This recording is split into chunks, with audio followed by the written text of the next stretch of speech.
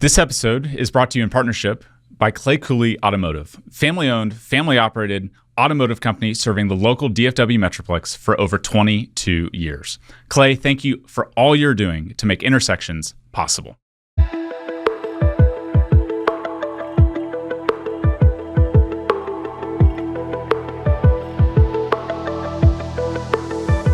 Welcome to Intersections, where we take a multi-generational look at the critical issues facing America.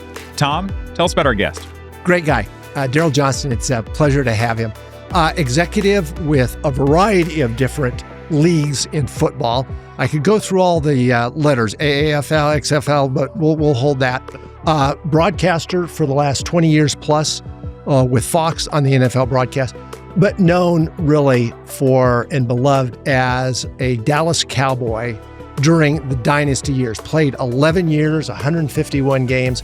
And for those of us that are a little bit older, probably not you, remember great plays being followed by the entire stadium going, Moose!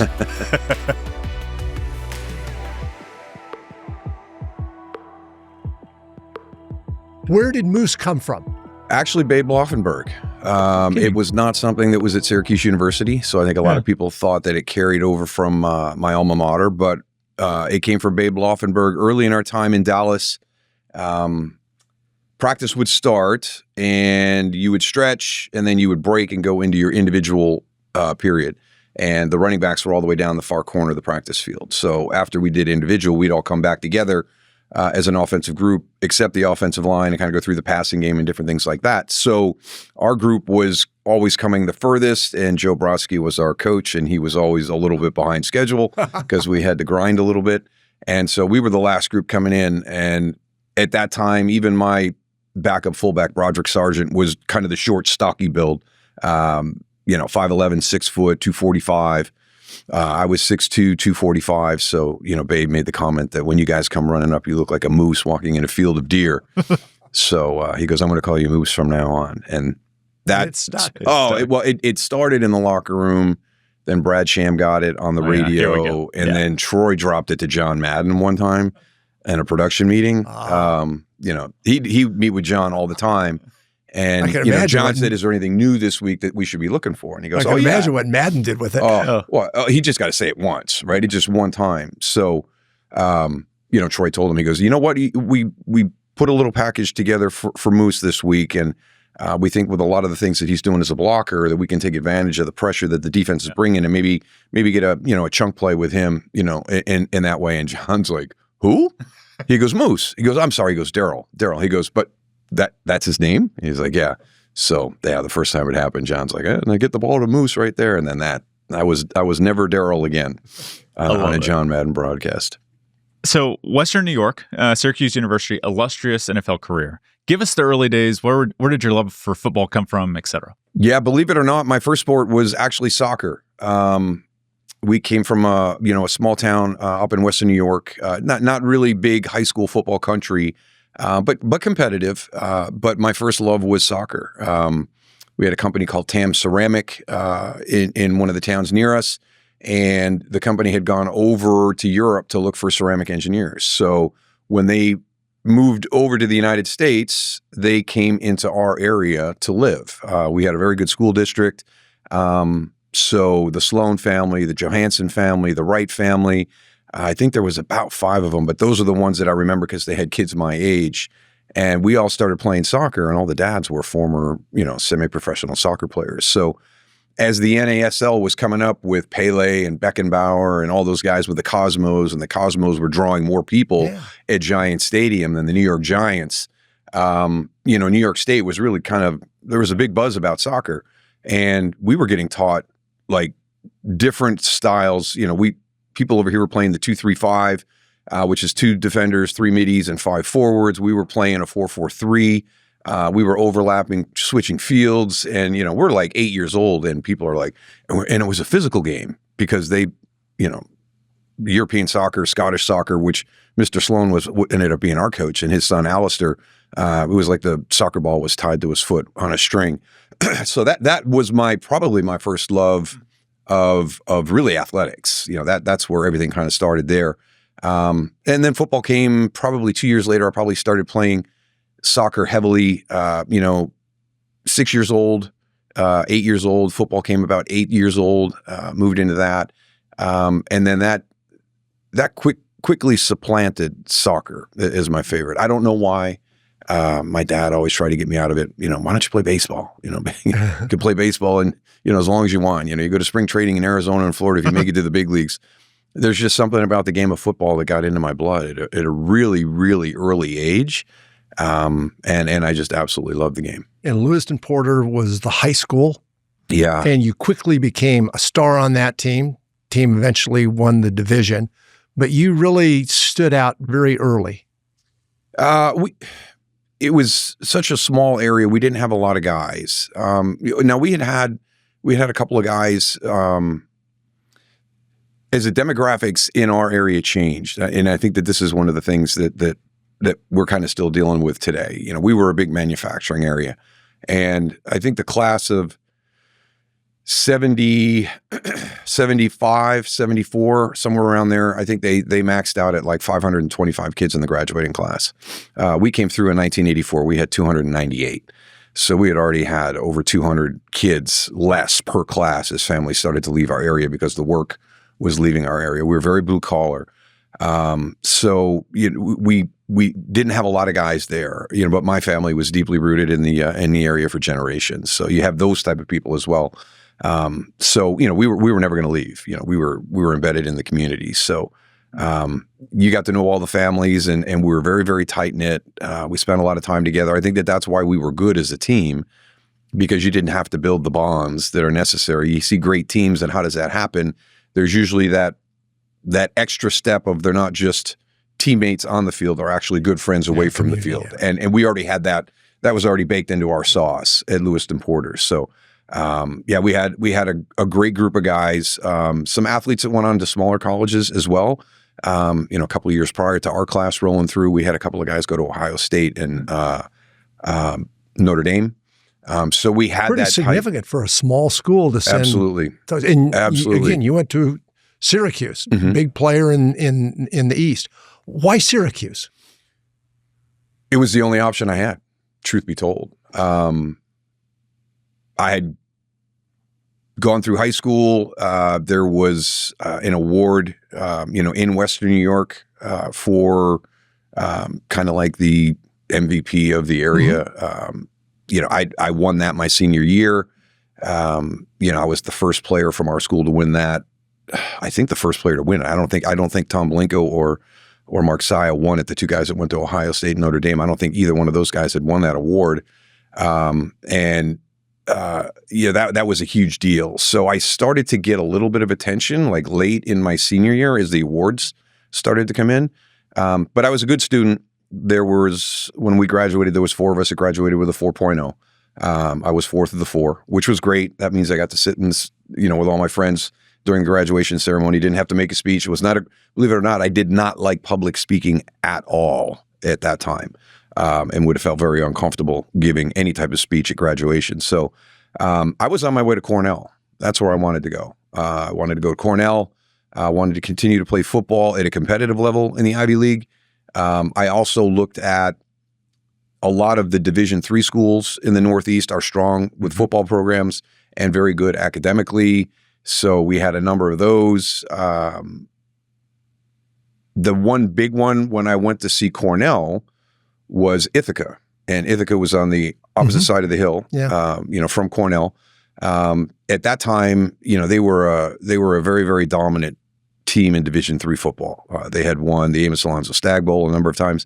Jim Butterfield was a coach. He's in the College Football Hall of Fame. I went to visit Ithaca after I had gone to visit Cornell. And when I sat down with Coach, he asked me the same question. Hey, where are you looking at? What are your thoughts? And well, obviously Cornell, just on the other side of the lake up on the hill. He goes, good. Yeah, I know your grades. That makes sense. And then I said, well, Syracuse just came into the picture recently. And he kind of, he's writing stuff down. He stops. He goes, Syracuse? Because you can't play at Syracuse. And I'm like, well, you just made my decision easy. You just set the bar. Yeah. Well, I don't, and this is something that came through later in life.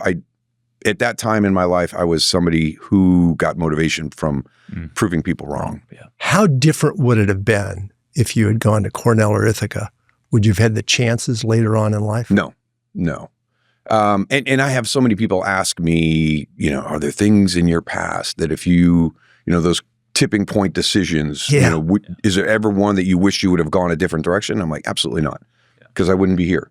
I know I wouldn't be here. And, that decision in that moment for me to say, okay, I'm going to Syracuse and I'm going to show you that I can play there.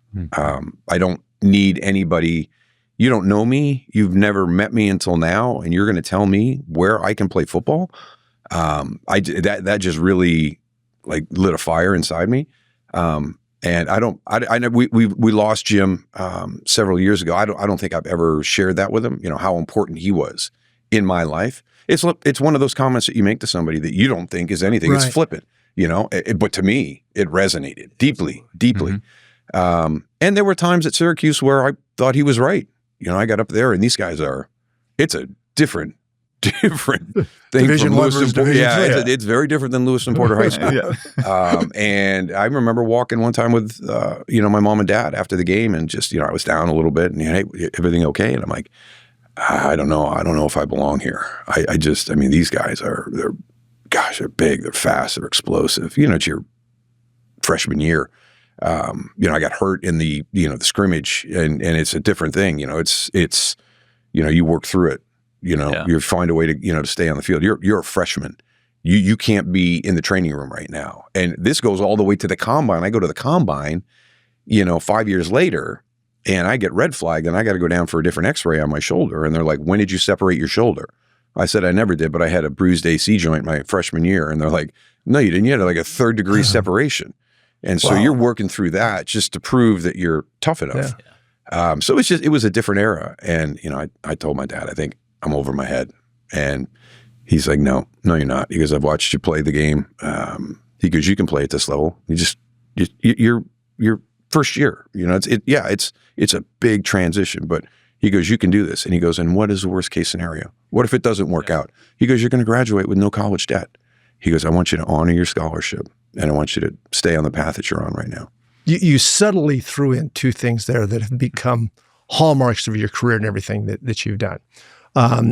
As a broadcaster, I don't know of anybody, and I've had a chance to see up close in some of the sessions, but reading what your peers say, nobody prepares more in terms of analyzing, understanding, being ready for a game.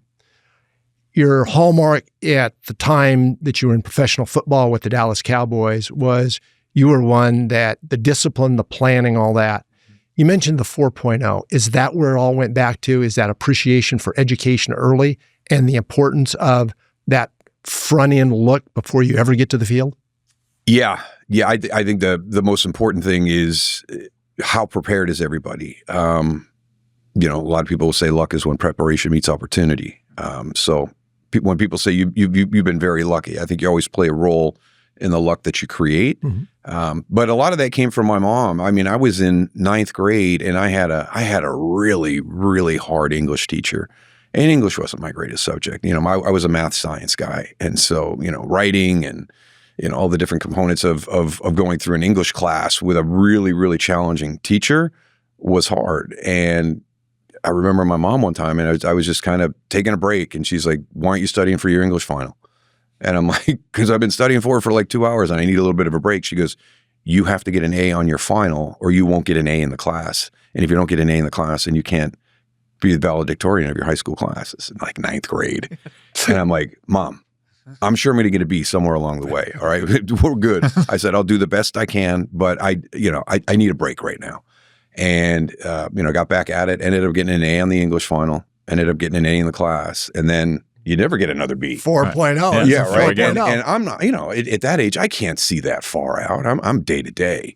And if that wasn't for my mom, and that's kind of where that lesson really kind of, what happens tomorrow has an impact on what's going to happen 4 years from now. And you may miss out on something because you didn't take the time today to prepare yourself for something down the road. So that was a big learning experience for me there. And that's probably one of the reasons why I stay with it. And when we do the broadcasting, there's the biggest thing for me was getting to a point where this is what I need from a foundational standpoint, because the biggest thing that people want to tune into and hear is you explain the how and the why. They don't want to, they've been reading about the game, so they know stuff from Tuesday to Sunday. You know, you don't want to regurgitate that stuff. Everybody knows that.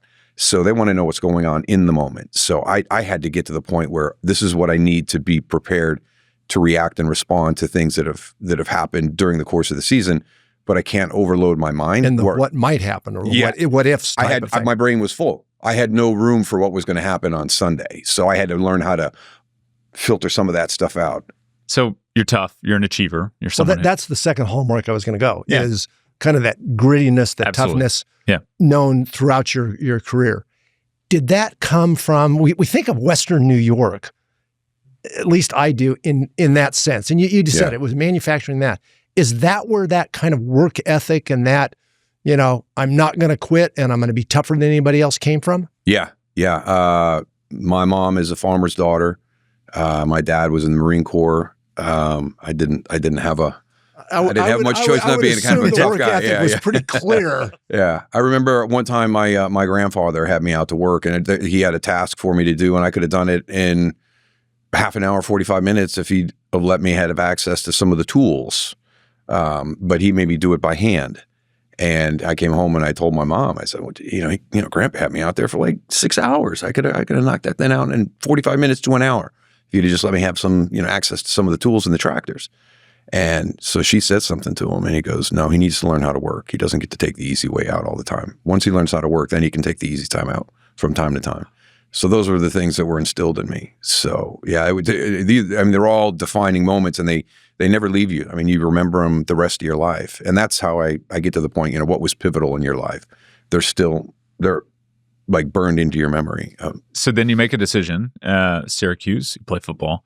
Give us some insight into why the NFL. Did you always want to go to the NFL, or was it just opportunity showed itself, play and kind of achievement at Syracuse led you there? Yeah, I never really went into it with the thoughts that I was going to be a professional football player. I loved the game, and I wanted to continue to play it. So, ending up at Syracuse was, number one, a ton of people at the high school level. I shouldn't say that it was just a flippant comment by a coach at a Division III school, because I had probably 4 or 5 people back in Western New York that were really fighting for me to get to Syracuse, that were alumni and people that loved the university. And they were frustrated that the kids from our area were not going down to Syracuse at the time. So, that was there. There's other people there that were critical in that. But, I found out years later, what the expectations for me going to Syracuse were. And a lot of it is some truth that Jim Butterfield shared. And then also some things that the university and the football program wanted to do for the alumni in Western New York. But yeah, I found out afterwards that a running back had changed his verbal commitment from Syracuse to Penn State. They had a college scholarship available late in the process. Yeah. And they had actually seen my high school tape from one of the guys that I played against in high school. He went to Alden. We got to be friends through punt, pass, and kicks, so we knew each other. He was an extremely talented athlete, and he had sent his tape down, and they sent the tape back, and they said, thank you for that, but can you get us in contact with number 34 from the other team? So that's where they started to find out about me. So I got on their radar off of somebody else's game tape, and then when the running back decided to go to Penn State and the door opened up, the thought process was, let's give the kid from Western New York the scholarship. That way we kind of keep the alumni in the Western New York area a little bit happy, and we're going to have a hell of a practice player for the next 5 years. So that I was supposed to be a scholarship guy who was going to be a scout team guy for 5 years. Well, full disclosure, you started as a sophomore at fullback, 1,800 yards, one game, 138 yards, which is the most since a guy named Sonka, something like that. My idol. So pretty good career at Syracuse. Yeah, and again, it's just you open the door and you'll allow people to walk through that, to do it with that opportunity, whatever they want. And I share with my dad happened to give me a pep talk. People walk into your life and they just changed everything. The first 2 years at Syracuse were extremely hard. I had a very young running back coach one year. He had just transitioned to a graduate assistant, and he was just, he was beating us into the ground. It's the old school, rah, rah, rah, I'm going to make you tough. And, the next year I had a coach that was completely different, and that wasn't good, but I never felt like he had my back. Got yelled at by the head coach, and it was something that he had taught us, and he had taught us the wrong thing. And he never stood up and said, that's on me. So there was a big accountability thing there. So when I make a mistake, I own my mistakes, because that one was burned into my memory. And then a gentleman named Jim Hoffer came in the spring before my sophomore year. And I hadn't had fun playing football for 2 years. The game you love, the game you're chasing, and now people are taking away that love for the game. And I had a guy walk into my life, and he relit that flame in How? 5 days. How? Just the way he did everything, his personality, everything was positive. I went from a guy who you could go out to a practice and do 18 out of 20 things right, and he would show you the 2 mistakes. Jim was the type of guy where you could play in a game and do 2 things right out of 20, and he'd show you those 2 first and start. This is where we can be. And he goes, now I'll help you fix these other 18, but this is where we can be. And so it's just a huge shift in what you're doing, and everything is positive. And he was great to be around. He was super smart. We're still friends to this day. If I ever got a job as a coach, he's phone call number 1. Well, that's pretty impressive. Yeah. Yeah. So after a long, successful professional career and great start in the broadcasting one, Lewiston Port retires your jersey, number 34. What did it mean after all those years to have the jersey retired back in the high school days?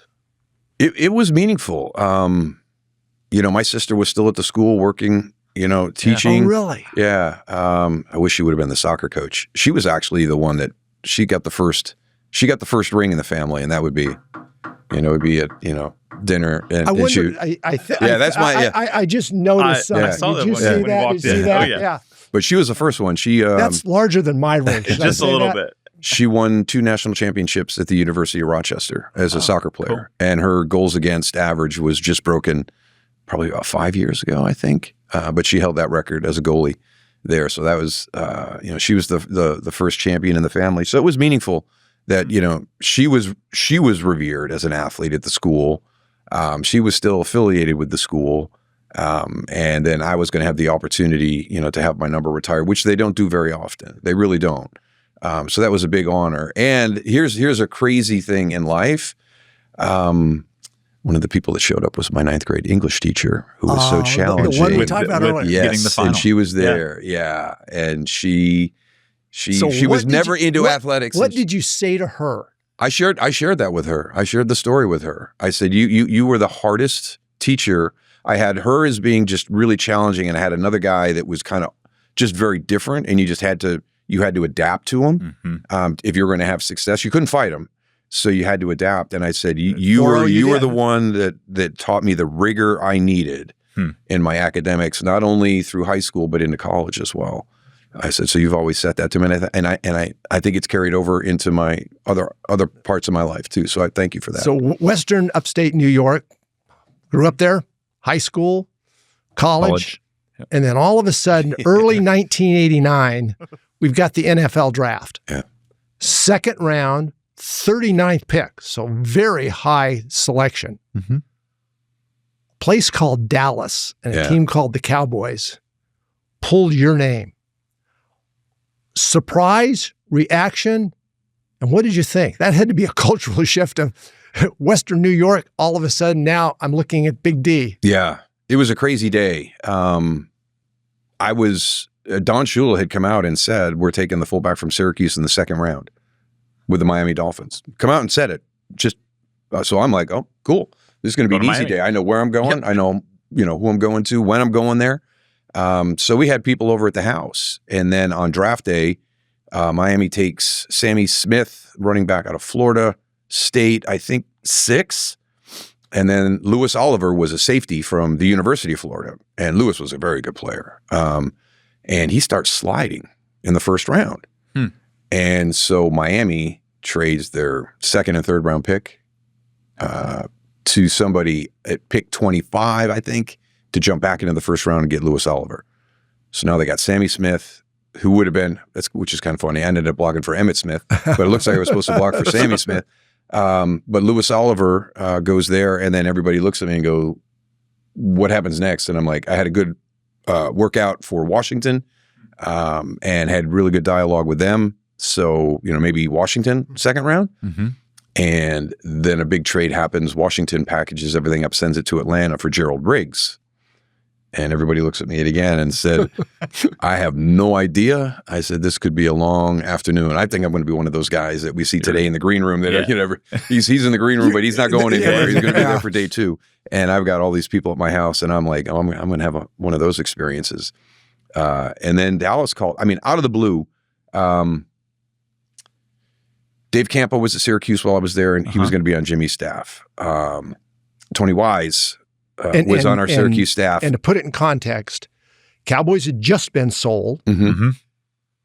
Jerry Jones comes in as owner, picks Jimmy Johnston. So this is really their first foray into the NFL. First draft. Yeah. And we did not know what we were all walking into until we got down here. And how unhappy people were with the transition at the time. First round draft pick was Troy Aikman. I think I've heard of him. We take a lot of pride in our draft class. Troy was 1, I was 2, Mark Stepnowski was 3, Tony Tolbert was 4. So that's 4 guys in your first draft. So if anybody had any doubt about what Jimmy Johnston was going to do, he hit 4 home runs in the first 4 rounds. You just got 40 years of service. From your first 4 picks. So the 4 of us have always taken a lot of pride. Absolutely. In that. We're not the Dirty Dozen, but we're the Fantastic 4. Who called you on draft day? What was that conversation Gil like? Brandt. How about that? No kidding. Yeah. Unbelievable. Surprise call. Yeah. Out of the blue. I had more conversations with Tony and Dave than I had, workouts and things like that. There was not a lot of interest shown. So when it happened, it happened out of the blue. And at that time you would get and the you're phone home call. with family, and I'm in my college apartment. We got people there, and the phone rings, and you go in, take the phone call, and it's Gil Brandt. We're going to pick you with next pick in the second round. They had traded out of they had the first pick in the first round, first pick in the second round. They traded the first pick in the second round to the Raiders, and they took Steve Wisniewski, who was a guard from Penn State. And you always cheer for your guys, right? Syracuse, Pittsburgh, Penn State, even though that was probably our biggest rival. But we all wanted to see each other make an opportunity to get to the NFL. So, I was happy for Steve to get that. And then Jimmy used that pick. He didn't want to take me at the top of the second. So he traded back in the second, where he thought he'd be, where I would be. So then Gil Brandt gave me the call. I walked out, and everybody that was there was gone. And I'm like, well, that was it was a bumpy day the whole way around. And then when the good things happen, everybody's gone. And everybody had gone out to get Dallas stuff. Oh. And the one guy, he was a Dallas fan. So he just went back to his apartment and got all, his hat and his blanket and everything. But people were trying to find Dallas stuff to be able to take out that night. That might have been tough in Western New York. There was not going to be any Dallas stuff up there. There's Dallas fans everywhere, but yeah, you weren't going to find anything in Central New York. So it was a great day. It really was. You don't realize it, but it's the fulfillment of a childhood dream. I like I said, I never set my life wanting to be a professional football player, but the first time I kind of thought about it was probably after our junior year. We had an undefeated season, and you started to see guys from that team get drafted, and you're like, well, why not? So our senior class had several really, really good players in it, and Marcus Paul, who was one of the strength coach here with Dallas. We lost Marcus a couple of years ago. He was a Kodak All-American. That was the big thing back in the day. If you were a Kodak All-American, that was the pinnacle. So we had really good players on our team, and I ended up being the first guy drafted off of our team, which I would have never guessed. I thought, Marcus, Chris Ingram, there were Robert Drummond. There were a couple of guys who were really good that I thought would go before me, but I thought I'd be part of our senior class that would get a draft opportunity. We know how the story ends. Mm-hmm. But what was it like on the front end? You walk into a locker room with Troy Aikman, Daryl Johnston, Emmitt Smith, and we can continue going on. Yeah. College coach that was successful, but had never been in the pros, Jimmy Yep. Johnson, and an owner that we know Jerry today. We certainly didn't know him then. Give us a sense of what it was kind of in that early time, because that first year was 1-15, so it was not a great year. Yeah. But what was it like even before going into the first season of seeing that group come together and your initial reactions? We were all learning together. As you pointed out, it was Jimmy's first time at the NFL level, and a lot of his coaches were from the collegiate ranks, and they were doing their first time. We had a couple of guys, Jerry Rome, Alan Lowry. We had a couple of guys that were retained from Tom's staff, just probably more than anything, what's the landscape up here? How do we do things at this level? We went to training camp at Thousand Oaks that first year. It was very different. We ended up going, I'm almost positive about this. I think we were 3-1 in the preseason, and the only game we lost was the final game of the preseason when they brought John Elway off the bench in overtime to beat us. So if memory serves me correct, we're going into the start of the 1989 regular season after a preseason of 3-1. And I think the first thing that With some sense of optimism. Yeah, right? Sure. Yeah. Well, here's these, young college coaches, and everybody's second guessing them. And, we got a young team, and what we all found out right away was preseason is meaningless. It's not, it does not project anything that's going to happen, because we got beat 28-0 in New Orleans in the opening game. And that's when the big shift happened. I remember that Monday meeting, and I remember Jimmy getting in front of the group and saying, when I came to the NFL, I talked to a lot of different people about how to do things, and they talked to me about some of the differences between the college game, the professional game, and how you got to manage and handle the player, because he's not an 18 to 22-year-old, he's a 23 to 34-year-old. And Jimmy said, I gave you guys way too much leeway.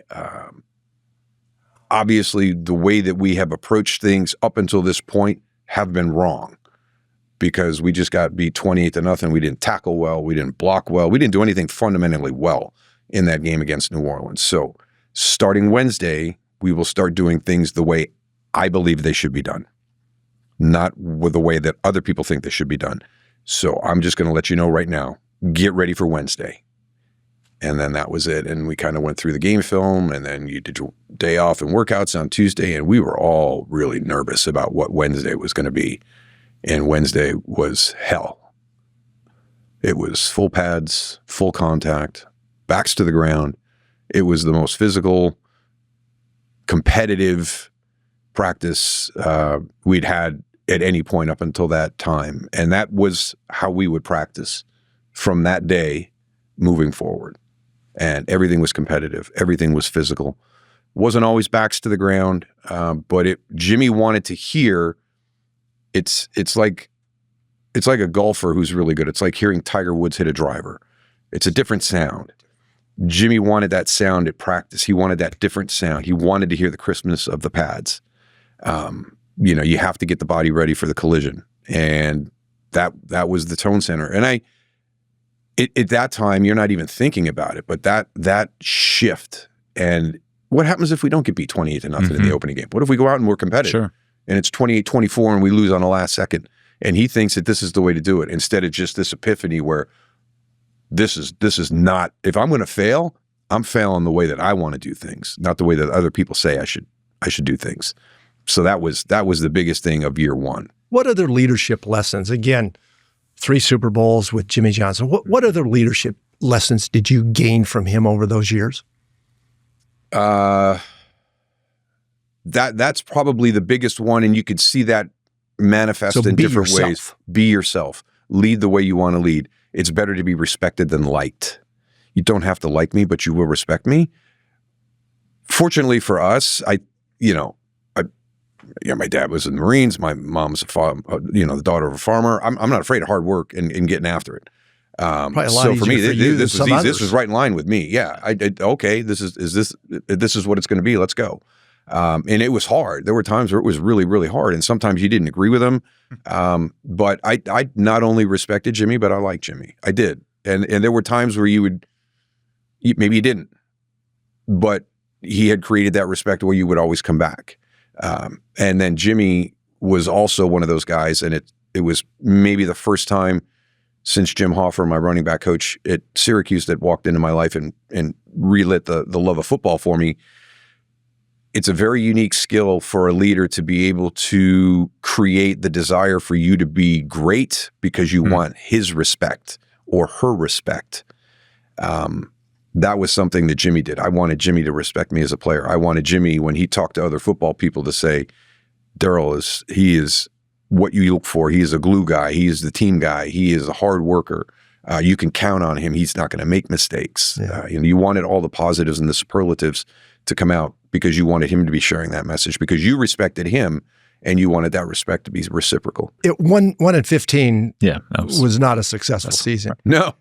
Well, the next year either. People forget the start of the next year. But within 3 years, you've got a Super Bowl. Mm-hmm. At the end of that season of 1-15, did you and the team see the potential? Did you see the idea that 3 years, again, short period of time from 1-15 to a Super Bowl, that there was a potential there? Or was it a black hole?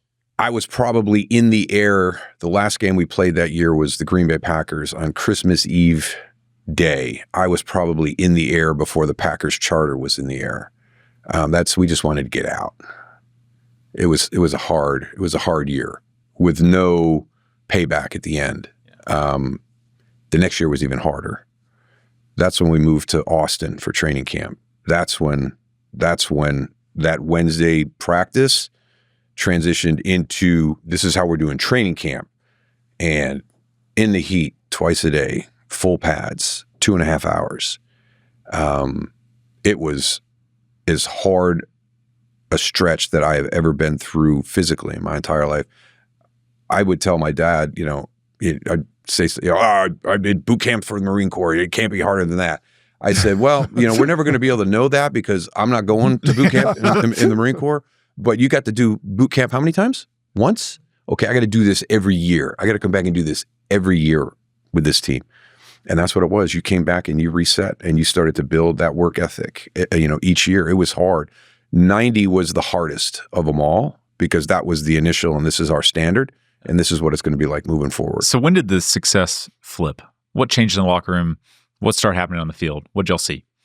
The second year we started out 3-7. So we are 14-22 through almost, what was that, 22, 14, 36. So we're pretty deep into it. And, there's not a whole lot there. And we get on a little bit of a run at the end of that year, and we finish 7-9.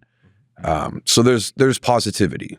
And Jimmy makes a change on our staff and brings in Norv Turner to be our offensive coordinator. I think if you talk to everybody on that team after the first week of, we used to call them quarterback schools. They call them OTAs today. But after our first week of quarterback school, I think we saw what the potential of the team could be because all the pieces were there now. Emmitt was there. Michael had come in 88. Troy had come in 89 with me. Emmitt came in 90. So, all the big pieces are starting to fall in place. And now here we are going into 91, and we have the architect who comes in and starts building the offense. And it's not that this was the cool thing. He didn't build the offense around the skill set of the guys. The skill set of the guys fit seamlessly into the offense that he was going to install. So there was no change. There was no stretch, no push on either thing. It was just a seamless fit with everything. And you're watching the film as he's doing all the cut-ups, and you're like, oh my God, you asked the tight end to do X, Y, and Z. Jay Novacek can do X, Y, and Z. You asked the two wide receivers, the 1 and the 2, to do certain things. And Michael and Alvin, that's perfect. That's exactly what they do. My position was exactly where my strengths were. It was more of a blocking position and a pass catching position. Those are the strengths of my game as a fullback. And then you had Emmitt, and Emmitt is Emmitt. Doesn't matter what you put Emmitt in, he was going to be successful. And then you got Troy as the guy that's running the whole show. And we went into the 91 season thinking that we were going to take a big step. and we did. But still, the midpoint of the season, we're only 6-5. We're still only 6-5. So we really haven't done anything great. We were very competitive in the opening game on Monday Night Football against the Redskins, who were the Super Bowl champions the year before. I think we lost 31-30. So that even though it was a loss, hey, we can hang with the Super Bowl champs. Yeah. That was very different than before. So we continued to build our confidence, even though we didn't have the results halfway through the season, and then we went on a 5-0 run the remainder of that season and got to 11-5 and went into the playoffs and had our first playoff victory as a group. And then we didn't match up with Detroit well at that time, and we went up to Detroit, and Troy had gotten hurt in the Washington game at 6-5, and was out the rest of the year. And Steve Berline stepped in, and he was actually the quarterback, through that run. And we got up to Detroit, and that was one of the big things. It was kind of like we had a game over the weekend. It was Mac Jones and Brock Purdy, and why would you take Mac Jones out of the game right now and put Brock Purdy in? He's been out for 6 weeks, and Mac is playing well. And it was the same thing we were going through at that time too. And Tom Brady had weighed in and said, well, if a situation like that didn't happen to me, you would never know who Tom Brady was, because Drew Bledsoe got hurt and I went in, and we went on a Super Bowl run, and that's how I got my opportunities. So there's different ways to approach it, and that was just it was a weird thing. But now we know even more, right? Well, we didn't even have Troy. Steve was phenomenal. He was our Mac Jones, but it's Troy Aikman, right? When he gets back next year and he's healthy, we are going to take a massive step. Is that at that point in time? So Norv comes in, offense gets redefined. You also, to a large extent, redefined the role of a fullback at that point in time. Went on to selection as Pro Bowl, and really they added the fullback slot because of you into that Pro Bowl selection. Is it at that time that you really saw the opportunity to kind of redefine? You went on to 2,227 yards receiving, 753 yards rushing in a career. But you really built a position that hadn't been around the NFL to that point. Yeah, the fullback position in the 90s, I'd say it was the greatest decade, for that position. It was very different than what it was. When I grew up, it was Jim Braxton leading O.J. Simpson. It was Matt Suhey leading Walter Payton. Yeah. Larry Zonka was just unique. Rocky Blyer was unique. They were also successful runners.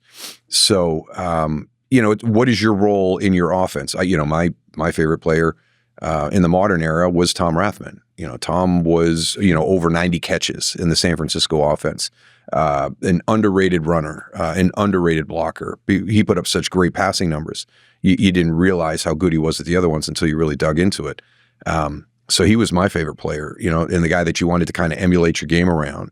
So you saw an offense that was going to give you that opportunity to kind of play the position the same way that Tom played it, and get utilized that way. So I think all of us were trying, not to redefine it, but just to maximize it and show the importance of it, because it was a position that at the time, was still undervalued, but we had a number of guys around the league who were playing it at a very, very high level.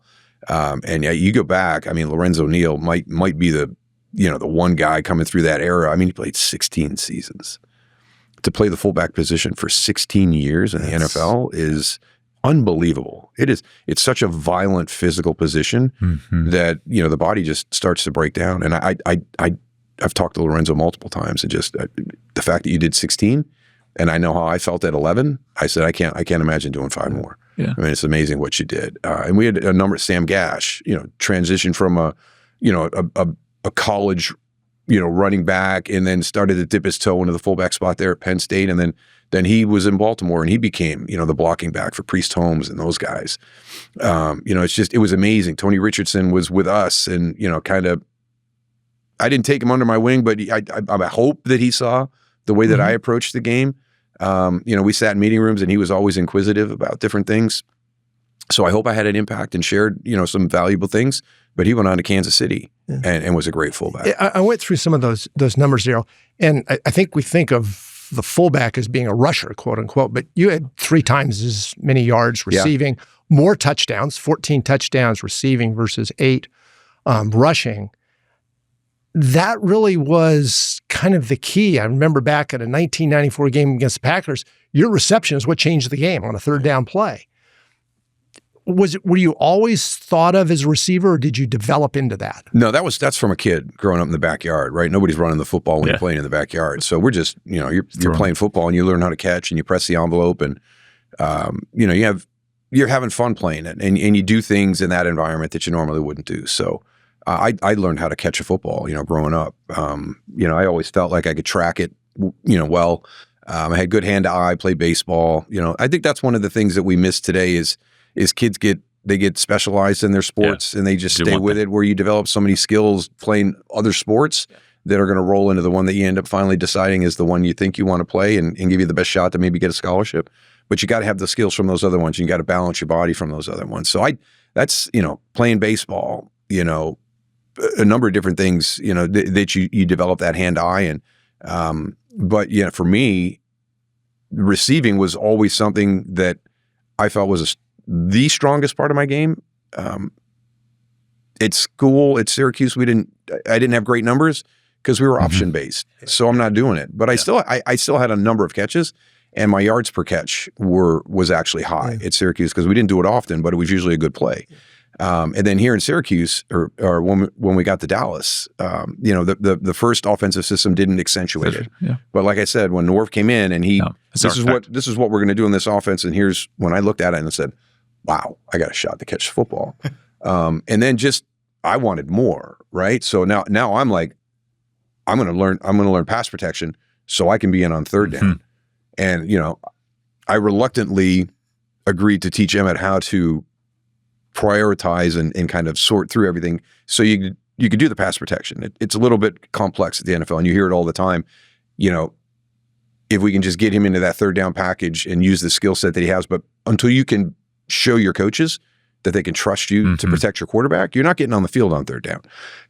It's better for us to have Emmitt as a third down back than me. Yeah.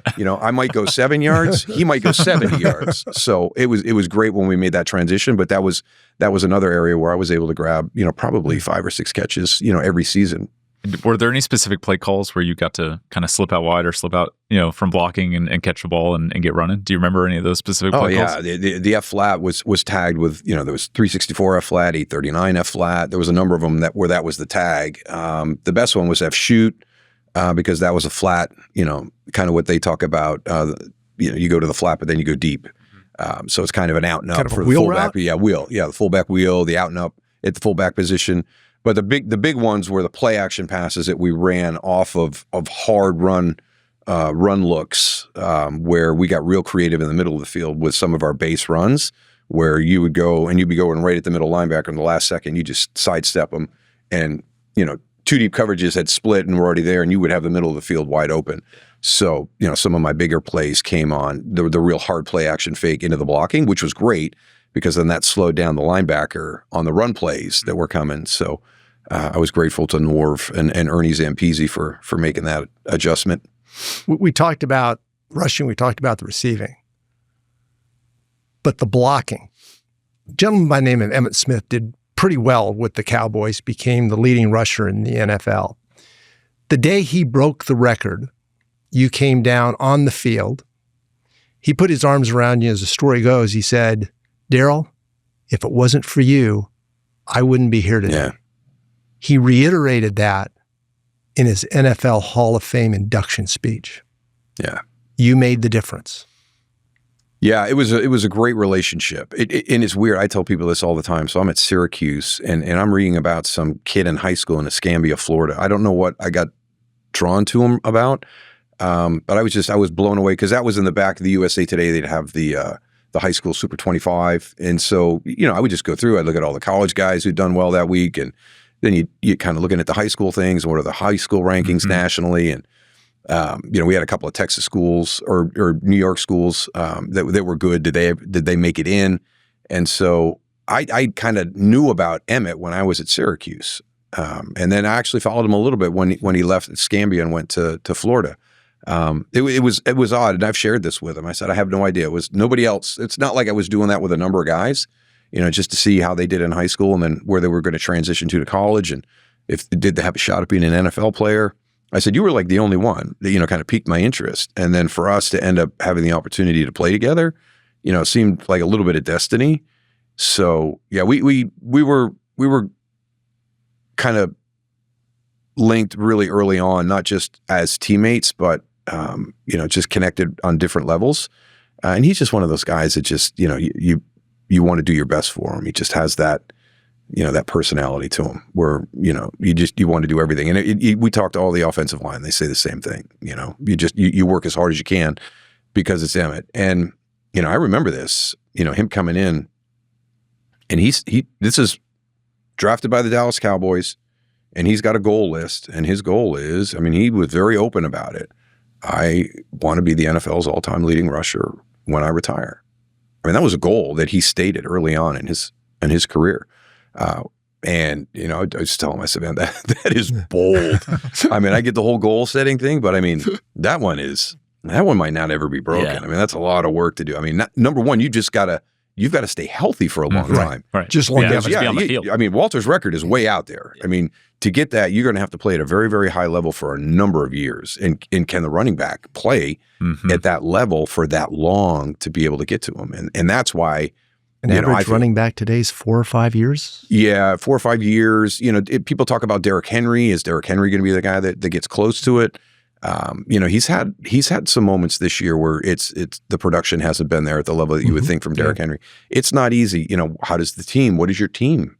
Your team's got to be good for a number of years, not just you staying healthy and being part of an effective offense, but that team has got to be good to give you chances. So, I always remember that. I'm like, man, this guy is something else. But that is a bold mark to put out there to go chase. And I think we all kind of embraced it. And we would do that individually during the course of a season. I remember twice when he was going into the final game, we were the late game. And I know one year we had, I think it was Barry Foster at Pittsburgh. They had played early. And Barry Foster had put a number up for the leading rusher of the season. And, we had to go get like 170. Wow. And, it's like, wow. That's, Barry had a day, huh? Yeah. That made it a little bit harder for us.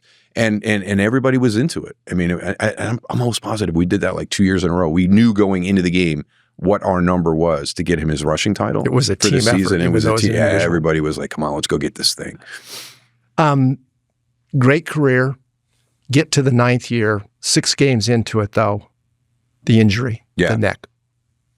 Yeah, it was funny because I had Matt Millen come up to me the Giants game, and that was probably the one where I took a hit that I got a burner down my arm that I'd never experienced anything. I've had burners before, but none like this. And he came up to me before the game. He says, "Is everything okay?" And I'm like, "Yeah." I said, "What do you ask?" He goes, "You don't look the same on film." He goes, "I can tell there's something different about you. You're cutting more. You're not using both sides, so your leverage is not correct at times." And I said, "I got something going on. I'm getting burners real easy." So I don't know what it is, but yeah, it's just I got to kind of keep my head out of it a little bit more. So I'm shouldering, which I know is not great. I don't like to cut because then I create a pile where the hole is. But yeah, there's something going on. I'm not quite sure what it is. And then that game, I got one. It came in, and it's a crack. Back in the day, we used to be able to crack guys, and it was Corey Miller. He doesn't even see me coming, and I hit him, and I take the worst of it. And it's just like, oh my God. I literally grabbed my hand, and I looked at my hand because I thought my thumb was gone. I literally thought I'd blown my thumb right off my hand. That's how much pain came down my arm. And, I lost strength. I had to pick up my arm. I couldn't get in my stance. I had to pick up my arm, put it on my leg, put my other arm down because it still hadn't come back yet. So you're kind of that, there's a line you don't want to cross. And I had crossed the line that time. So I finally got out and kind of worked through some stuff. And then going into the next game, we still hadn't run tests yet. And so, but my strength was down. I couldn't resist. It didn't come back as fast as it was coming back during the course of the year. Mm-hmm. And the night before the Washington game, my head athletic trainer and the doctor came in and said, "We're going to sit you down tomorrow. We can't let you go out there. You can't protect yourself." And I said, no. I said, "How about this? How about after every series, I come to the sideline and we get on the headsets and you let me know if I'm playing at a level that I hold myself accountable to, or is good enough for the team to win. And if I'm not, I'll get out. But I'm not playing tomorrow because my streak was important to me. So, right, yeah. That was 149 in a row at that point. And we're not going to break the streak until we know what's going on. And so they let me play, which, probably wasn't the smartest thing for me to do because I had already talked to Matt and I admitted to him that there was something going on. I knew there was something going on, but we didn't look and find out exactly what it was. So I was foolish and stubborn. And put my trainer and my doctor in a very tough spot. And they agreed with my plan, but if they told me I had to come out, then I was going to come out. Made it through the game. Everything was fine. And then the next day they said, okay, we are going to do a scan this week and just find out. So you made it through that game? Made it through that game, yeah. Would they have let you do that today? No. And I should have never put him in that position. So did the tests, ended up moving towards surgery. Yeah. But then sat out the rest of that year, so played 6 games, sat out the rest. But then you came back the next year, full season. Mm-hmm. Yeah, but not the same. You watch the film, you're not the same guy. I have my helmets and my jerseys from, the different seasons, and you can actually tell by my helmet and my jersey where the injury was. Because early on, the helmet has a lot of the scuffs and the shoulders are clean. And after the neck started to creep in, the head is clean and the shoulders are scuffed. Okay. Wow. So you changed your whole blocking style, and that's not. I couldn't squat anymore. I had to do different. There's ways to keep your legs and your glutes strong, but there's nothing better than stepping out with a bar and getting out into space where you strengthen the connectors from the lower body to the upper body. When you break it down into individual movements to get those muscles stronger, you don't have that anymore. So I could have contact, but I couldn't release my hips and move anybody. And that comes from squatting. So talk about the difference in the protocols between then and now. If you're not going to be probably allowed on the field today, what's improved? What has the NFL done to change player safety in your eyes? Some of the real changes, just some of the hits that guys take, I think I think we all look at, kind of the medical component, but I think we forget to look at some of the rule changes that actually take those hits away. And the penalties that come with them are substantial. So I think the NFL understands that the pocketbook is the place you need to hit people if you want to really grab their attention. And they have. And we see it every week, the respect that the players have for each other. They abide by the rules. They understand that there's life after the game. And it's really, I'm always impressed when I see a guy that could really take a big hit, kind of like they did back in our day. And you were trying to lay guys out and you were trying to knock guys out of the game. Right. I mean, it's the classic phrase from Al Davis, right? The quarterback must go down and he must go down hard. You take the quarterback out, that's the head of the snake. Right. So you got a good chance of winning with a backup quarterback on the field. So that was the mentality of the game back in the day. It's not talked about as much today, and the protection around the quarterback position has dramatically improved. And I think that's all for the good of the game. Now it's a slippery slope that you get on. But I think they're doing a very good job of navigating that. It always has to be a gladiator game. It has to be a game of collisions. That's one of my favorite sayings from Dick McPherson, our head coach at Syracuse University. Would always say, football is not a contact sport. If you want to play a contact sport, take up ballroom dancing. He goes, this is a game of collisions. And they're violent. They really are. And, you've got to be able to embrace that. And that still has to be the element of the game of football. And when we go out and we talk to our coaches in the production meetings, playing violently is a term that everybody talks about. You have to play violently, but you can play violently and play within the confines of the rules and be respectful to your opponent, but you have to play violently. And it's a different thing. And I'm glad sometimes those meetings reassure that the game is in a good spot, that the shepherds of the game today are going to make sure that it always has that element of the gladiator sport. But we also have gotten smarter, and we understand now the impact of head trauma and TBIs on the future for guys as they get into their golden years. So that's probably the biggest difference for me is how the rule changes we put in place to take away the potential for the big hit, the way it's enforced by the NFL, by former NFL players, which is great because they understand what needs to be flagged and what probably is just part of the game that some people don't understand. But as a player, you understand it at a different depth, at a different level. But just making the game safer through rules and then being able to we talk about this all the time. In today's game, the way that they do the concussion protocols in Super Bowl 28, when we went to Atlanta, Troy suffered a concussion in the NFC Championship game. And that year, the Super Bowl was the following week. There was not a 1 week break, and there wasn't a 2 week gap to the Super Bowl. In today's NFL, Troy would not play in the Super Bowl, in Super Bowl 28. That's the difference of the game when we played and the game where it is today. Well, the 11th year, you played one game and then said no more. Basically said, when asked the question, the risk reward wasn't there. That was the neck, Daryl. But you and I have spoken before about some of the concussions that you had. Some of the concussions where you literally got hit and didn't remember the rest of the game. Yeah. Talk a little bit about those and how you reflect on those today. The first thing that I want to say about concussions for me personally is I had more as a boy growing up than I did playing football. Okay. I fell out of a tree. I crashed my bike. We played hockey on frozen backyards without helmets. I had my share of concussions just as a knucklehead boy growing up that far outnumber the amount that I had playing the game of football. The one that I had playing football was the same mechanism. And the two that you talk about were substantial. They were knees to the side of the head. So as I'm trying to get up off the turf, I have a guy going to chase the play down, and he goes to leap over the top of me right as I go to stand up, and I take a knee right to the side of the head, like a driving knee. And the back of the head, the side of the head are the soft spots. And I've never talked to anybody about the fact, symptomatically, when you get hit in the temporal area, does that mean you can actually continue to function physically and mentally, but you have no recollection of that? Because I lost 15 minutes of real time, 20 minutes of real time. But when I went back and watched the game film, I did not commit a single mistake. And nobody knew I had a concussion. Nobody knew that I was out on my feet.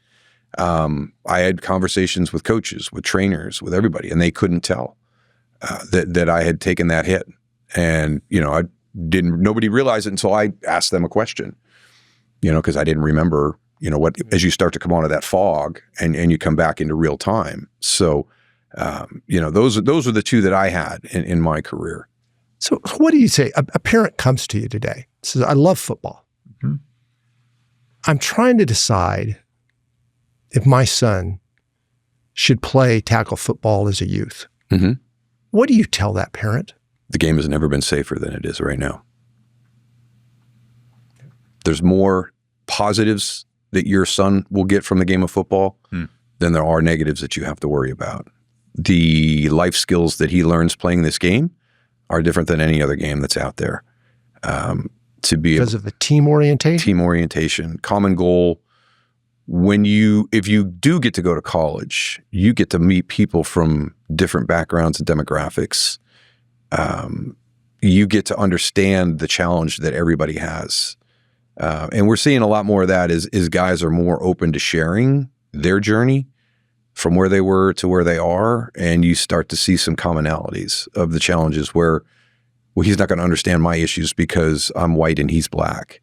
He's not going to understand my issues because I came from a suburban area and he grew up in an urban area. We all have them. We all have our challenges. And I think that's one of the great things about the game of football is if you're open to sharing, you're going to find out that there's a lot of people that came from a lot of the same challenges that you had, regardless of what your socioeconomic background was, what your race is, what your religion is.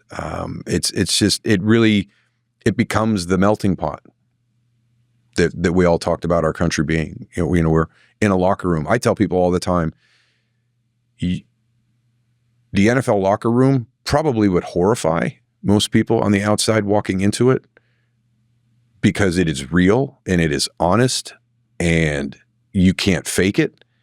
It runs itself. It's self-monitoring. It chases away people who don't want to be there for the reasons that the group wants to be there for. It's an amazing entity that is one of the most amazing things I've ever seen function in my entire life. And that's why you'll hear coaches say, if we can ever get this culture to the point where we can turn it over to the players, and that locker room is run by the players, that's when special things happen. When you have the right people in place and they're running the locker room, that's when something special happens to that team. We've covered a lot on the football career. But as you sit back now and look back on it, what are the moments that really shine to you?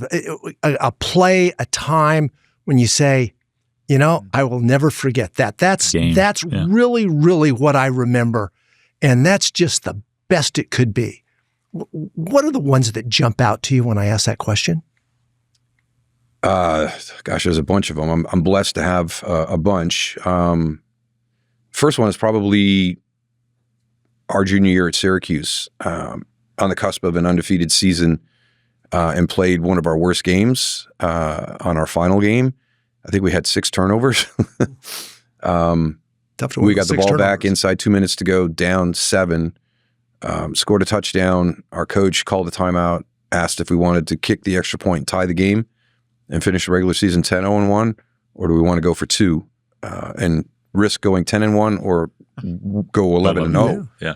And it's unanimous, and we're going to run a 2-point play, and we know our offense, and we put the ball on the left hash, and the defense adjusts to the field, so we know we're running a speed option into the boundary. Short side of the field. And Michael Owens sneaks inside the pylon, and we score a 2-point play and win 32-31. Wow. So that was huge. The championship game in San Francisco, before the first Super Bowl, was amazing because that team was still supposed to be the dominant team in the NFC. And I tell people all the time, I said, that was the greatest game that group played together, to beat them at Candlestick in that NFC championship game to go to the Super Bowl after the 92 season. We were +4 turnover, and we were hanging on by a thread at the end of that game. That's how good San Francisco was, and that's how good that team played that day. So that was amazing. 91, the game where we beat the Washington Redskins, they were 11-0, we were 6-5. We beat them at RFK. Almost took the clock down from a little over 8 minutes to go. We gave them the ball back with a little over a minute to go. So with them knowing that the one thing that they couldn't allow us to do was drive the field, and we drove the field and then kicked the field goal to kind of seal that one. That was great. And then when you get post-career, nothing can top, Emmitt's, the day Emmitt broke the record, I went to my bosses at Fox and just said, hey, when he gets close, is it okay if I do that game? Can we make a switch? And they're like, absolutely, just let us know what your thoughts are. So, I saw the game and I'm like, man, they're going to be on the road for like 3 weeks. If he's going to break it, he's going to want to break it at Texas Stadium. So I called up, and it was a Seattle game. And I said, yeah, I think he's going to do it here. And he hadn't really had the numbers. It was still his best rushing day that year, probably left him about 25, 30 yards short that day. And I felt like I think they were playing Detroit the next week. You don't want to break it in Detroit, the home of Barry Sanders, right? Right. So that's just, if it's going to happen, it's going to happen here. And I'll always remember Chad Brown. He was the outside linebacker for Seattle. And we're doing production meetings, and the door opens up and he walks in and he's like, oh, so you think he's going to break the record?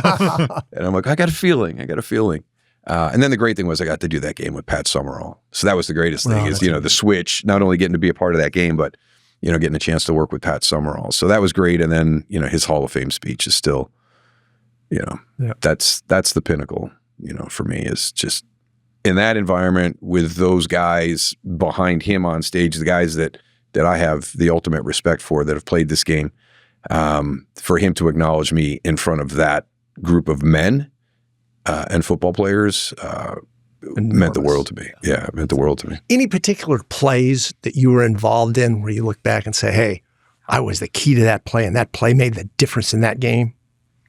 One of my favorite ones is the fumble recovery in the championship game in '92. It was weird. I had probably one of my better games of my career that day. That game that we had to play as well as we possibly could. It's funny because you remember you remember all the opportunities you missed more than the opportunities you took advantage of. But I had a touchdown in that game. I had a big fumble recovery that led to another touchdown deep in their end, but I dropped a pass that would have been a second touchdown. And for me to score 2 touchdowns in one game, I don't think I ever did that, number one. And to have done it in the championship game would have been awesome. But yeah, that whole day was just really special. That's the one that I always kind of put on a pinnacle for the team. And then that was one of my best days. And I remember we were coming back on the plane, and we had the George Halas Trophy, and it's going up and down the aisle, and we should Jerry, we should get one of these for everybody, just to celebrate it. And I said, the consensus was, well, we got one more to go, and if we get that one, maybe we do it with the one after that game. Yeah. So we go out and we play Buffalo in the Super Bowl, and it was one of Jimmy was so confident all week long. I mean, he was, and I remember watching a special on him, and he knew that week that we were going to be able to take the ball away. I know we're going to. I don't think anybody knew that we were going to be able to take it away at that level. I can't. I think we're 7. I mean, it was crazy, that day. But he had that feeling all week long, and that was amazing. To kind of go into that game, with everything there. But we got everybody on the field that day. That was another great day when you make it to the Super Bowl and everybody gets an opportunity to get on the field as well. So that was cool. Talk us through the transition point. Obviously we've talked about all of the history and the career and the football and the playing days. Now you're in the booth. You didn't have a love of public speaking growing up. So what changed? Hated it. Yeah, right. What happened, and why are you sitting in the booth, and what's the love for it today? Well, I have people ask us all the time, or ask me all the time, how come there's so many guys from the Cowboys involved in broadcasting? Troy, Troy. Darren Woodson was doing it for a while, and there's a lot of guys that do it locally. They've gone back to their areas, and they're on the radio, or they're here and they're on radio. I tell them all the time, listen, Dallas it's not New York, it's not Boston, it's not Philadelphia, but it is very detailed, and there's very talented people that work locally. They ask great questions. It's meaningful to them. It matters to them. They're not always trying to stir the pot. They're trying to figure out the why, which I've always respected. You get to some of those markets, and they're just haters, and they're always stirring the pot, throwing rocks, and these guys just. We don't want to mention Philadelphia. We don't want to mention Philadelphia. Yeah, right. I mean, it's brutal. It's brutal, but it's just these guys were always, they just share the why. I want to learn. I want to grow about the game, and so it was really challenging. If we won a game, there was nobody waiting in my locker. If we lost the game, there was like 4 people. Hey, can you tell us about what happened in the game? I said, how come you guys are never here when we win? Yeah.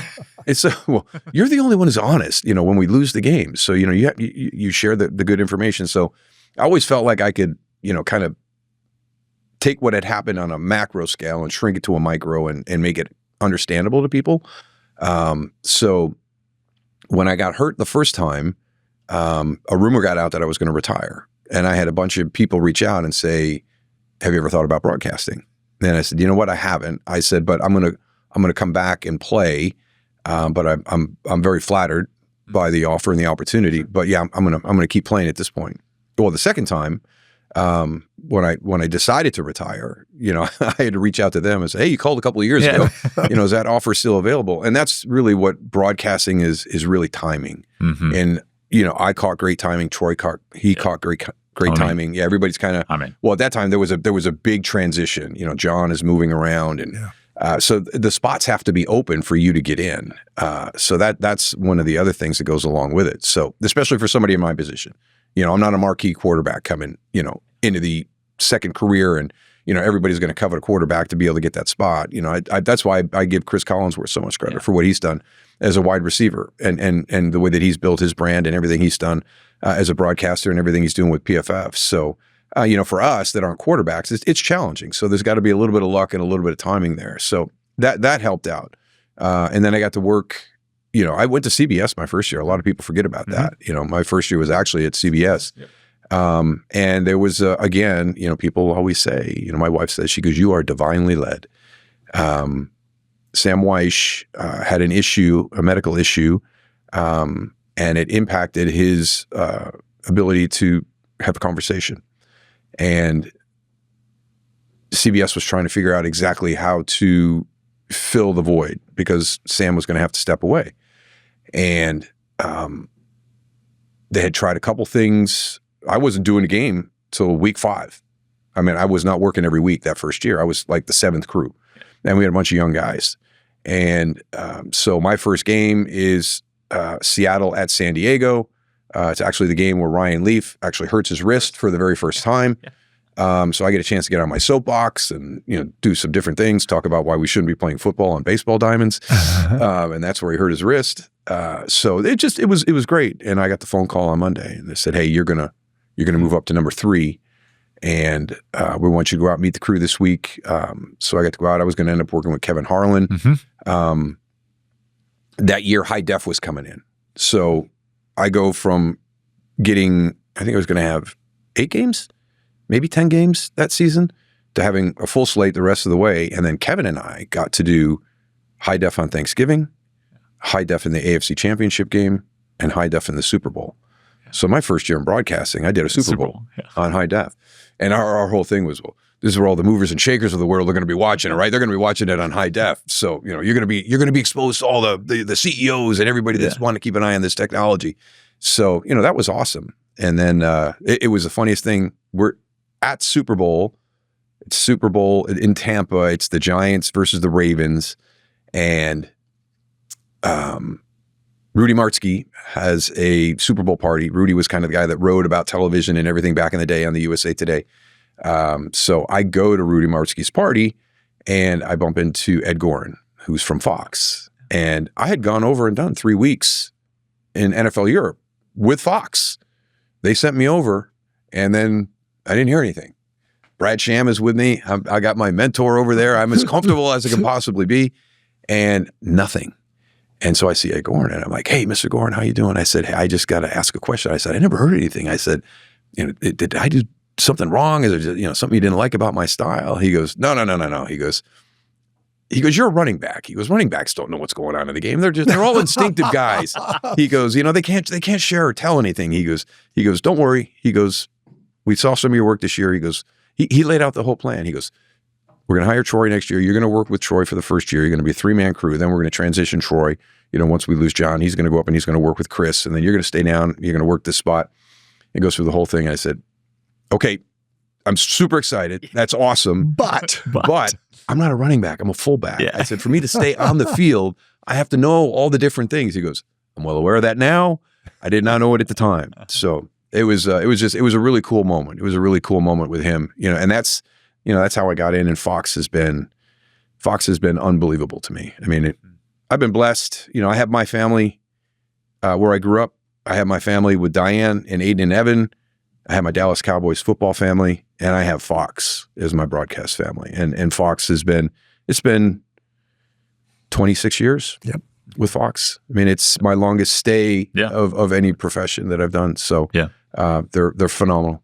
I will jump in. I had a chance a couple of years ago to be with Daryl as he literally got on the plane in Dallas, went to the site of an NFL game, went to all the meetings, the preparation, meetings with the production crew in the evenings, and then game day going between the field and up in the booth. And I will tell you, and I've always felt this, I told Daryl this, nobody would I rather listen to a game. I get more out of listening to Daryl and understanding the game than I do anybody else. And it's a real pleasure. It's kind of taking the complexity and making it simple.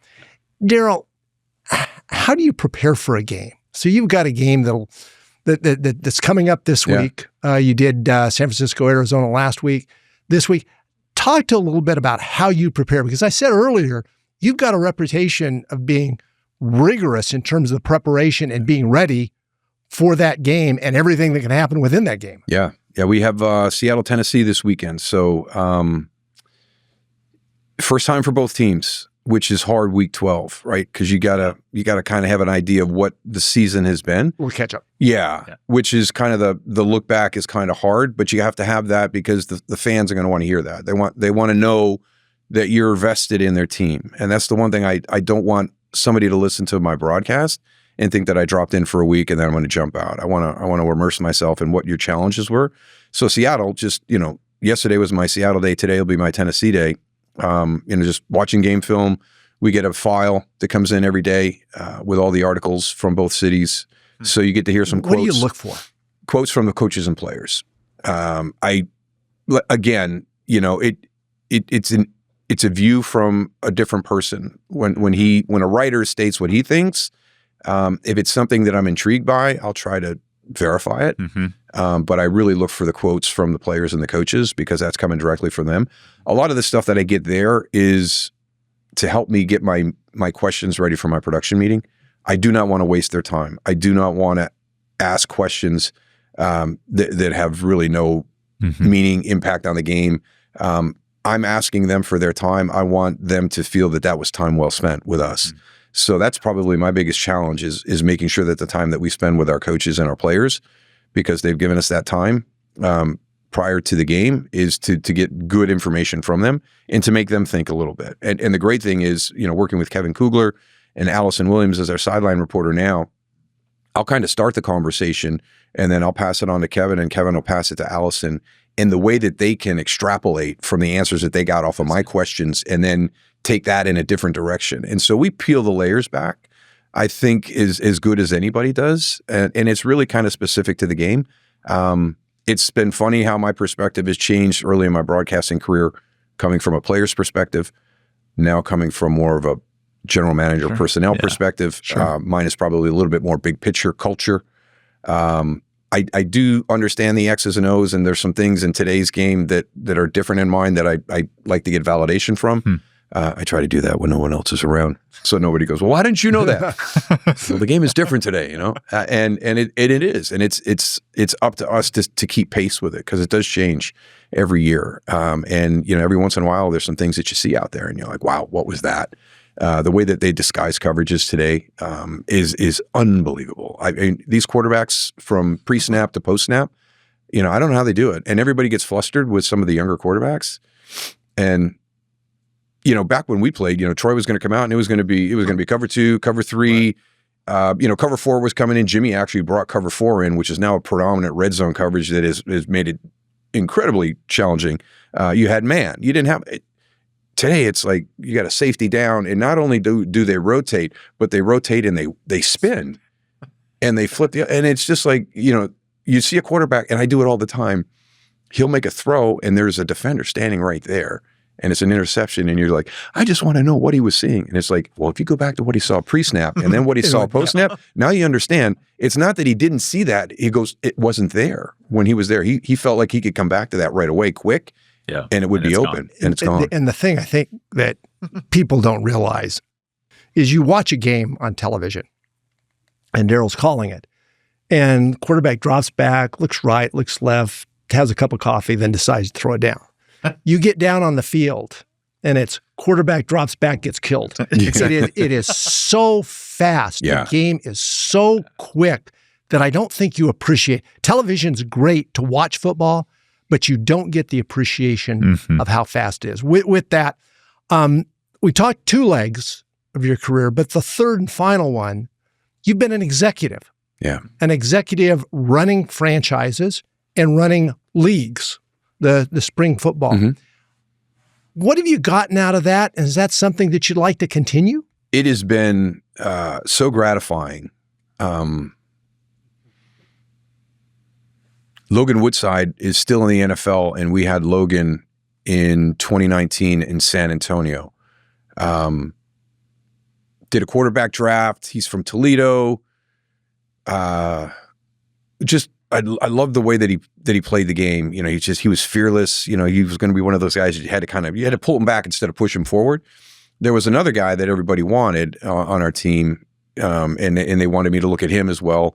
And, I saw him with an opportunity, on a preseason scramble, to get a touchdown, and he didn't go after it like he should have. And they ended up losing the game because he had an opportunity to get in and really, kind of sell out. And that's what Logan would have done. So we took the guy that everybody liked in the first round, and there was a consensus on that. And then we took another guy that we thought would be a great addition to that guy. Now, this is San Antonio? This is San Antonio with the Commanders, yeah. So we had our 1 and 2. We thought they were going to be good. And so I said, hey, on the third one, can I get Logan in here? And they're like, yeah, sure, that's great. Well, Logan ends up beating out the other 2 guys, becomes our starter. And then he goes to Tennessee for a while. And he's been there, for so long that, he gets pulled by his OC, to go to different places. So he was recently up in Pittsburgh. He's been bouncing around this year a little bit, but 19, 20, 21, 22, 23, 24. Yeah. 6 years in the NFL is a quarterback, and maybe not always on the 53 or the active, maybe sometimes in the practice squad, but practice squad is still $250,000 for the entire season. You change the trajectory of a young man's life. Donald Parham here in Dallas in the XFL in 2020, I was talking with Coach Stoops, and I'm like, I want to get Donald, and Donald was one of the guys that dropped, and he's, well, yeah, we'll get him, and so we didn't get Donald until the 10th round, and Donald he got picked up by Pittsburgh again this year, had a substantial injury in training camp, but that's 22, 23, 24, 25. That puts 4 years of him, and he has been active. So that is a $750,000 salary. Then we got Brandon Aubrey, Cavante Turpin here in Dallas. Those are 2 guys that came out of the USFL in 22 and 23. So Cavante just signed a 3-year, $18 million contract. But the one thing that we are most proud of with Cavante is Cavante has been re-embraced by the TCU community. What happened there and some of the things that happened to him personally. I didn't know if we were going to be able to get him into the league. He showed genuine remorse. We felt comfortable that it was true that he had learned and grown from a very challenging situation. And it's been great to see him, become that guy. Yeah. I've got to stop you. I asked an open-ended question about spring football, running franchises, managing leagues, and you didn't deal with any of those issues. You talked about the individuals and what it did for them. Yeah. If I do my job and I make those leagues sustainable and productive, the most important thing is giving these guys another opportunity. We came through COVID. I'm not sure a lot of executives would say that their first priority was the people. To me, it's the most important thing. When we built our league, there's a lot of guys that will hire people that they're friends with. Yeah.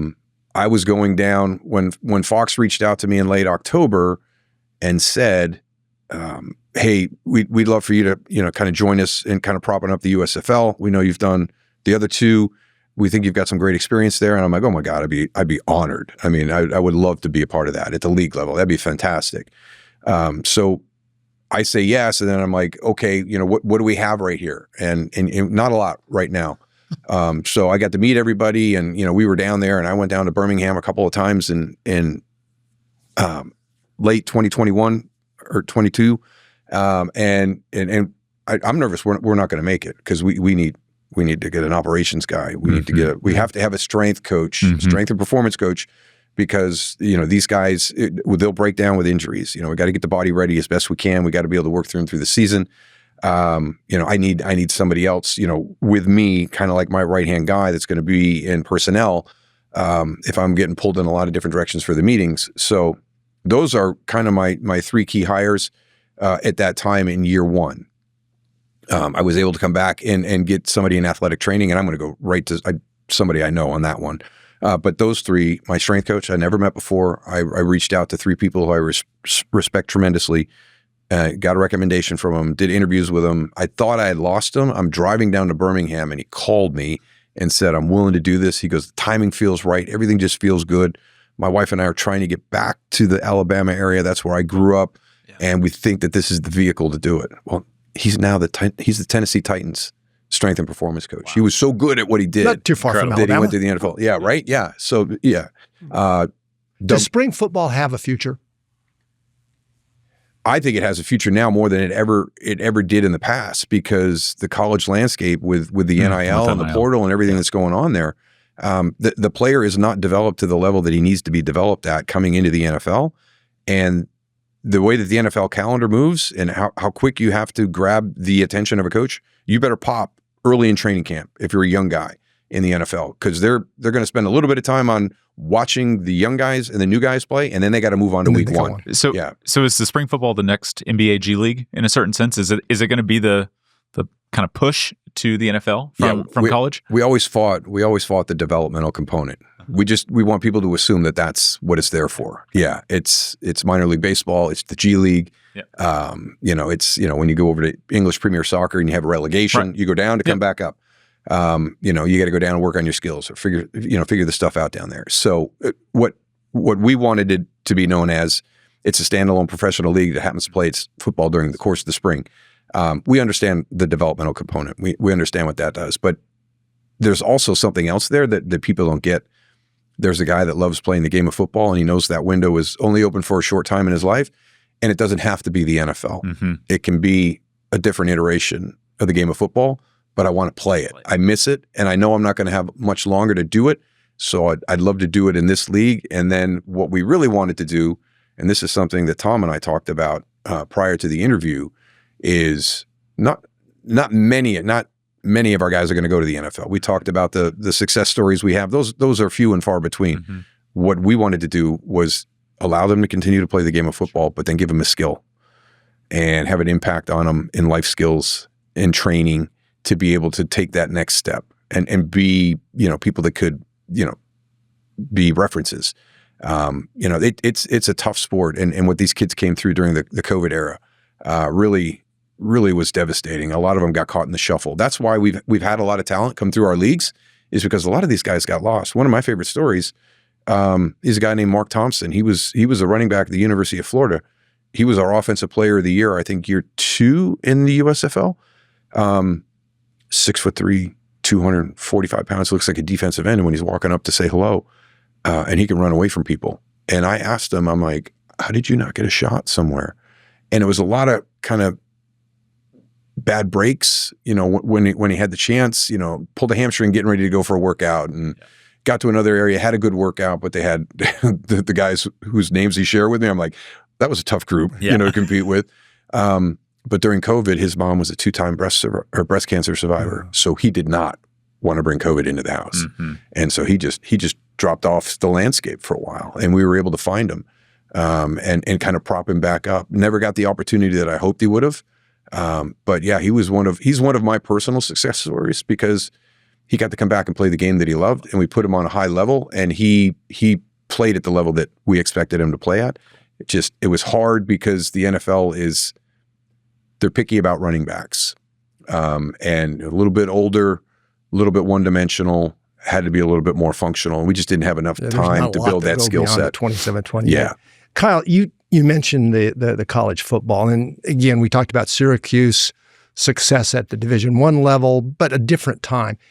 You look at college football today, Daryl, and you've played it, you've watched a lot, and you've been involved in broadcast. What do you take from college football today with the NIL, with now the agreement on the actual paying of players, the portal, and what looks like a turnstile now in many cases? What's your reaction to college football, and where does it go? Yeah, it's kind of funny, right? Football is the greatest team sport there is, but the teams that experience success are the teams that stay together for a while. So college is the antithesis of what you need to be successful in the game of football. So for me, I'd love to see, we're paying these guys. I feel the players deserve to be compensated, but we came out of the gate way too hard. It's too much. It's too much. The pendulum. Yeah. I mean, you get $6 million. You have guys staying in college now because they can make more in college than they would have made in the NFL. Vanderbilt. Yeah. It's the opposite of what it used to be. They used to come out early to get the NFL salary. Now they're staying in college because they can make more money there than they would as a rookie in the NFL. So that's crazy. I think we have to look at the scholarship. Is it really a scholarship anymore? Or are we signing contracts? Right. Let's just sign contracts. And let's make sure if everybody's moving all around the country, how are we going to make sure these kids are graduating? Mm-hmm. Are we still student athletes, or are we athlete students? So let's have that conversation as well. So let's sign a contract. Let's not call them student athletes anymore because they're not. It doesn't seem like we really have a vested interest in making sure they get their education so they have life after their sport at college. So I think you need to address that one as well. You're getting a lot of people coming in and approaching football at the collegiate level as it is at the professional level. And it's what Dion did when he went to Colorado. So Dion goes out to Colorado and he's going to build his team that first year via free agency. You know, Yeah. you're going to go through the portal. I'm going to go to the portal. How many people can I get? When people are deciding not to stay here, I've told them what we're going to do, what it's going to be like. If you don't want to be here, you're more than welcome to leave right now. So you open up a bunch of slots and then you fill it through free agency. But your draft is through recruitment. You know, that's where you're going to go out and you're going to draft. You're going to draft out there, you know, as your recruit. And then you're taking the portal to fill the holes that you needed through free agency. So they're bringing in NFL caliber personnel guys to run it professionally. So I think if we're all going to go in that way, let's get the compensation fair. I've heard that the collective it hasn't been working the way that they hoped it would. Everybody talks about it. It's like the Wild West. Like we had this idea of what it wanted to be. The NCAA has to stand in as the governing body and start making some decisions. Somebody's got to do something because you're going to take college football, which everybody loves, and you're going to ruin it. I mean, you're really going to ruin it. And it's hard. We talked about free agency in the NFL. Why are you a Dallas Cowboy fan?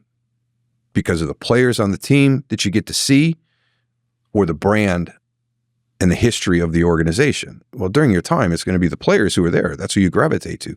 So what happens when free agency hits and players start to leave? Do you follow that player to the other team? Or the team. I mean, I have that conversation with fans all the time, and they say it's one of the hardest choices.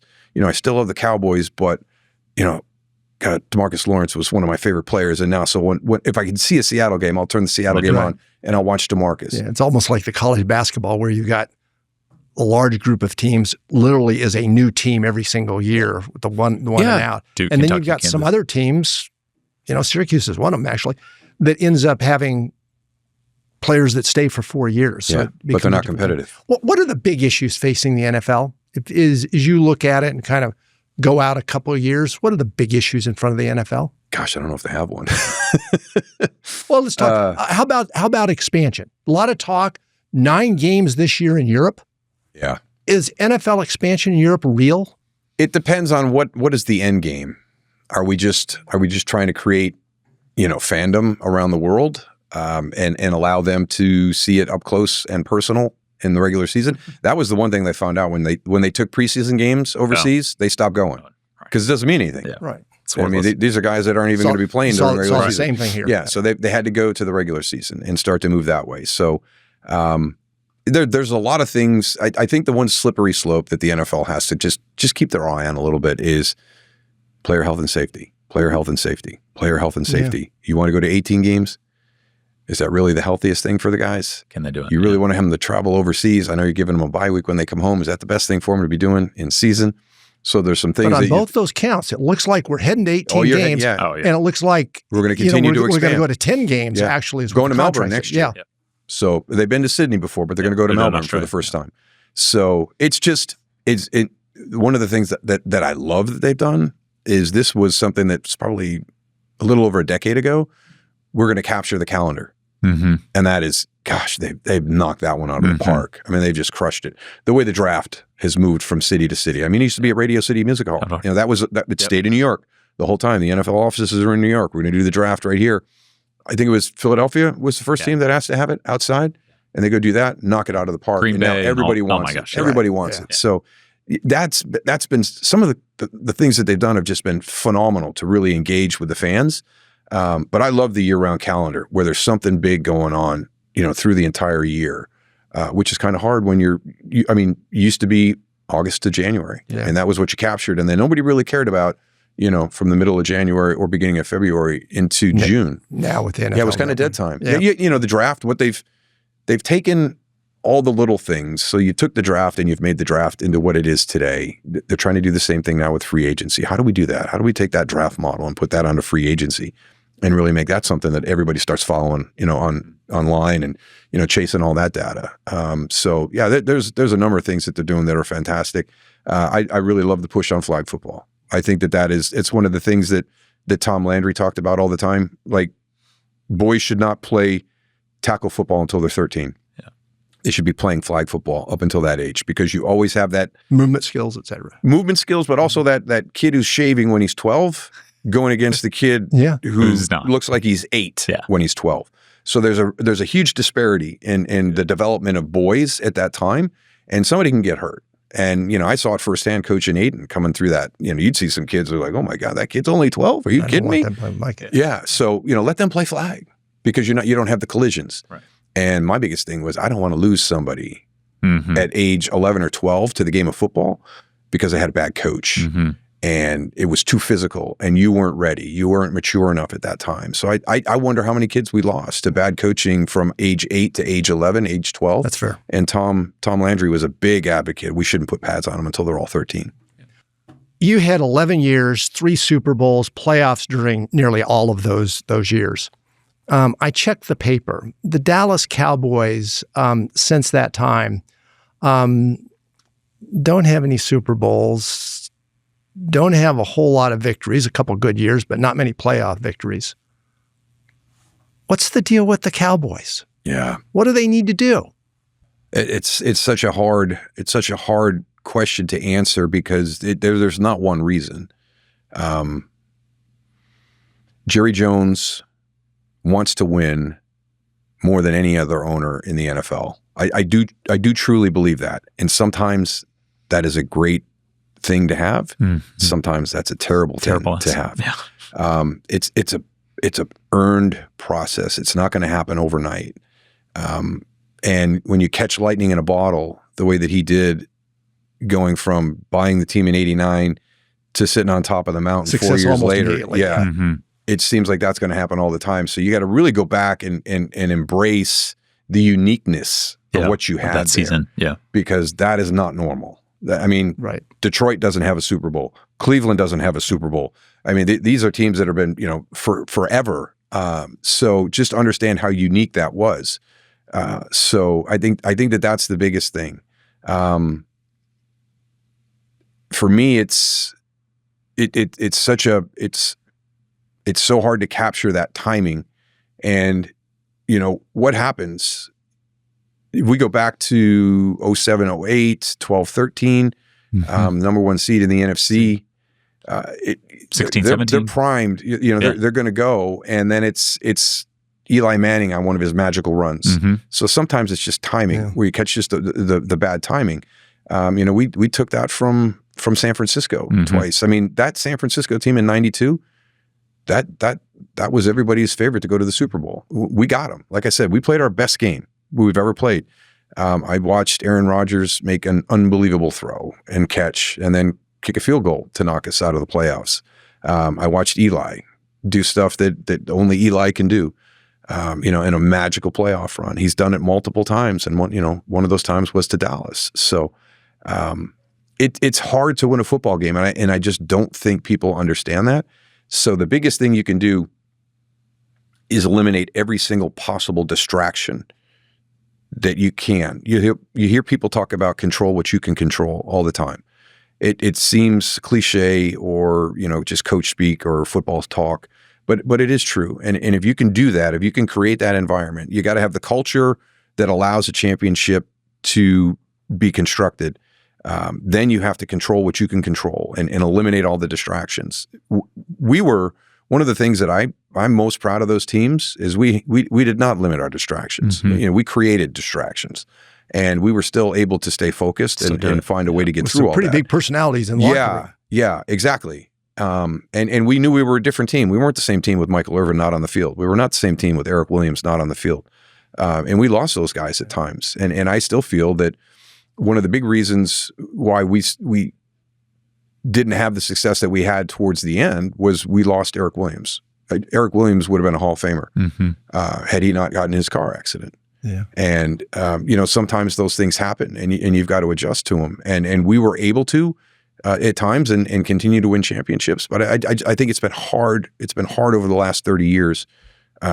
You went through some challenging times there. You came back, Jason Garrett probably never gets the credit he deserves because he ran into two of those scenarios where you had a team that legitimately had the ability to win the Super Bowl, and you caught a hot team that eventually did win the Super Bowl. So, that we were on the other side of that coin. Fair enough. Hey, one thing though, if the Dallas Cowboys are ever looking for a little GM general manager that's disciplined, has intellectual rigor, great background in football, and understands the culture, I got an idea for him. Daryl, thanks for being with us. Thank you very much, Tom. Thank fun. You. Yeah, enjoyed it.